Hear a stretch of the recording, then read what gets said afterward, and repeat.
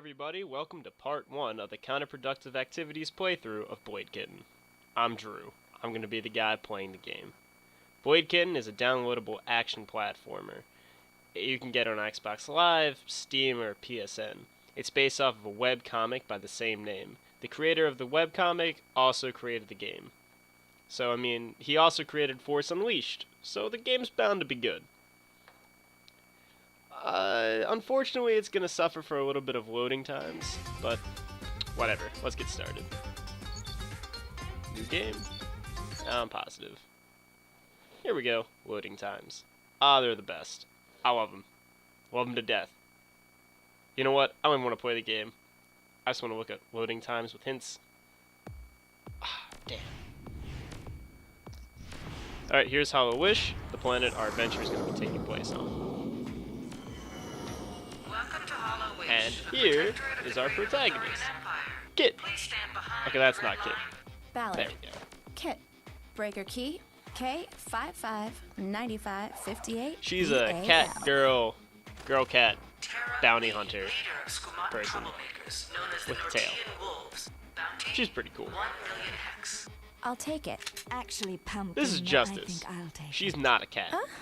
She's our One would antagonist hate of to the mess game. up that lovely hairdo. She's a bitch. Aw, shucks. Are you trying to scare me or something? 'Cause you really suck at it. Okay then, fine. As we'll play it demonstrated your by way, this. shall we?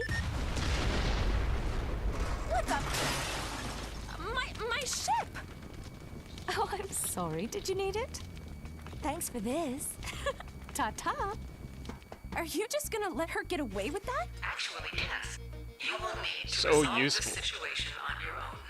Blade, heal. Are we Here's ready? the blade in Kitten. Okay, Blondie Belle. Bring it on. What interest do these off-worlders That's have Tara in Lee. us?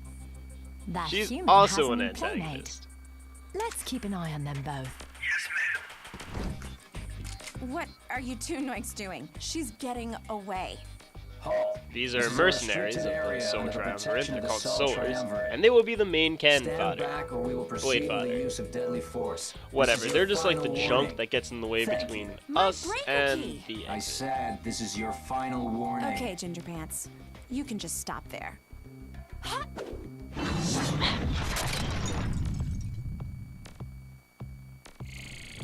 Alright, so this is a 2.5D platformer, meaning it's not just 2D, but you can go into other areas of it. So it's not 3D, but it's not 2D, so we're going with 2.5. The two main gimmicks of the game are Kit's ability to climb walls, which you're seeing right now, and her floating sword. We'll get to that later. Her wall climbing, it's fun, and the platforming is fairly enjoyable at worst, and really satisfying at best. The combat, on the other hand, I wouldn't call it clunky, but it's not really there. Hey, you, Blondie! Oh, we're gonna get some saucy dialogue up in here. Haven't you learned to give up yet? Nope, they don't teach that in Breaker School. I see they don't teach style either. Oh!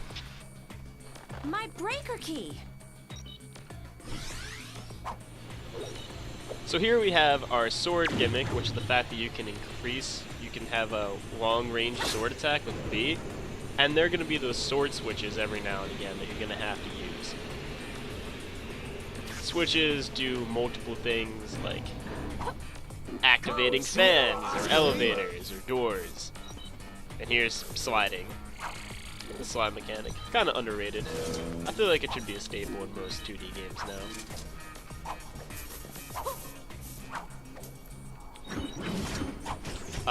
These guys are really dickish. You're gonna see me struggle with some of them. They not only shoot lightning, like Emperor Palpatine, but they also have a really stupid blade attack that they attack faster than you with. So these pipes, these purplish ones, you can't climb on them, so you either can't go to areas where they are, or you have to walk through them. Whee! Really good thing about this game is the fact that it rewards you for exploring. I'm gonna do my best to showcase some of the really cool areas of this game, But I'm not going everywhere because we would be here for forever. Alright, so you see those arrows pointing down? Nah, I ain't got time for that. We're gonna go over here.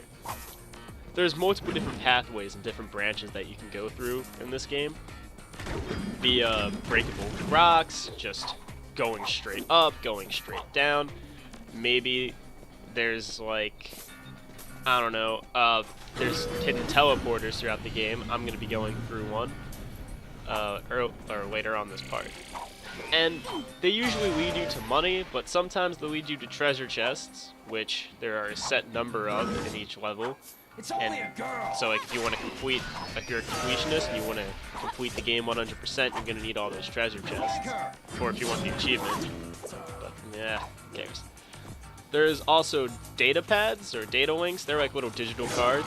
There's 2 in each level. And there's also skiffs, which are little bird-like creatures. There's 2 of those in each level. So like exploring you get rewarded for. You also find different paths. Like there's a treasure chest right there. We're not getting it because I didn't go that way. What's really neat about it is that, like I said, you do get rewarded for exploration. And I think we're coming up to a part that if I were to go straight up, I would go to like a whole different section. But I'm not going to be going straight up. I'm just going to be going, you know, over. Nice. So treasure chests, they give you money.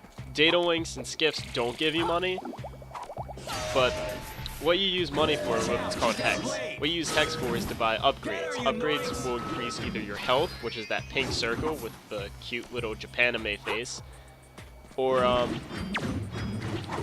your stamina, which is the blue circle.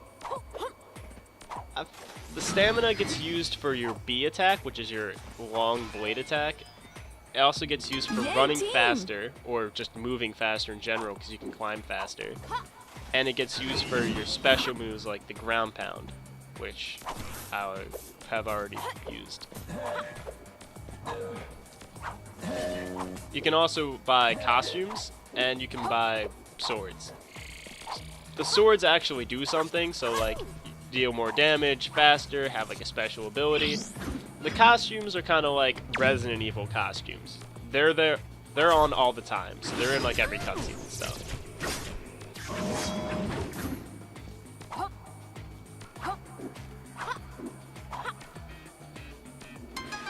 Win, get. Win, get. That's not really something anyone says anymore. If they ever said to begin with. Flanker! So, yeah, this is a very, you know, anime-like stylized place. I quite like it. Like, the areas are really vibrant, and the characters look really nice. And I'm a huge fan of stylization.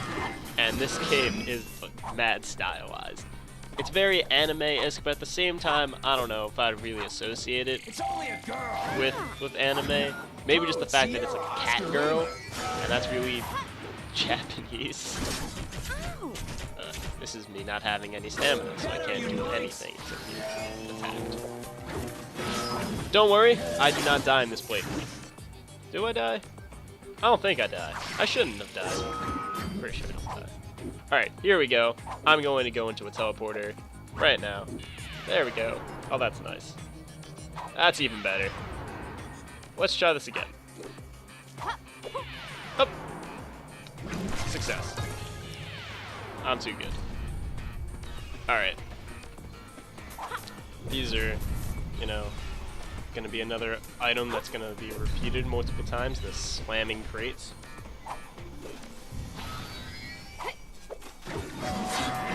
Just the combat in this game. I mean, it does its job. Alright, I wouldn't call it clunky. It's just boring. Because you're just able to plow through enemies so easily, and you're gonna see it in later parts where I'm just gonna destroy them. And I mean, it's not like me saying, "Oh, I'm just so good. I'm, you know, taking these guys out." It's just the game's so easy. Like, watch this: 3 guards. Didn't get hit once there. And if I do get hit, I mean, I have enough mobility that I can just dodge it. The challenge from this game doesn't come from the combat, and I feel like that's why a lot of people judge it poorly, because you know, combat's such a main part of it, but it's not. It's not what I feel like the challenge comes from. I feel like the challenge comes from figuring out, you know, the platforming. Like with these lasers. We're going to be seeing a lot of them. And, I don't know, I feel like platforming does a really good job of adding that challenge. Granted, this isn't the most challenging game, but it's pretty fun. So these purplish pipes have rounded edges and you can't climb onto them. They're one of the few objects that you can't actually climb onto. So what you'd have to do is to wall jump or just not go near that area at all.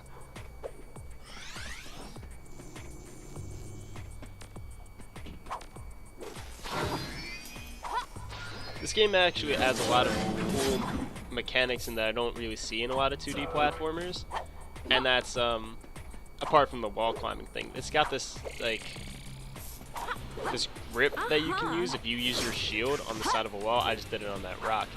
But what that grip does is it lets you fling yourself in a direction that you choose.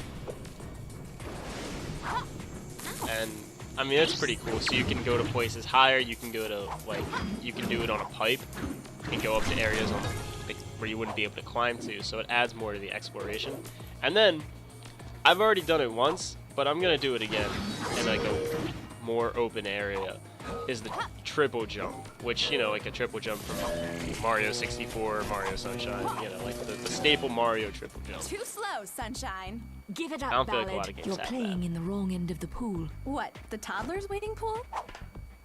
Very droll, Ballad. Man, Ta-ta. that word droll. Can anyone say droll and not sound like a snobby asshole? Like, is that possible? You are such a pretentious so word. going to regret this. Very droll, bad. That was terrible.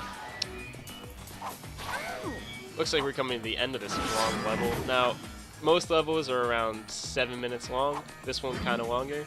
But I'll see you guys in part 2, and I guarantee you it won't take this long.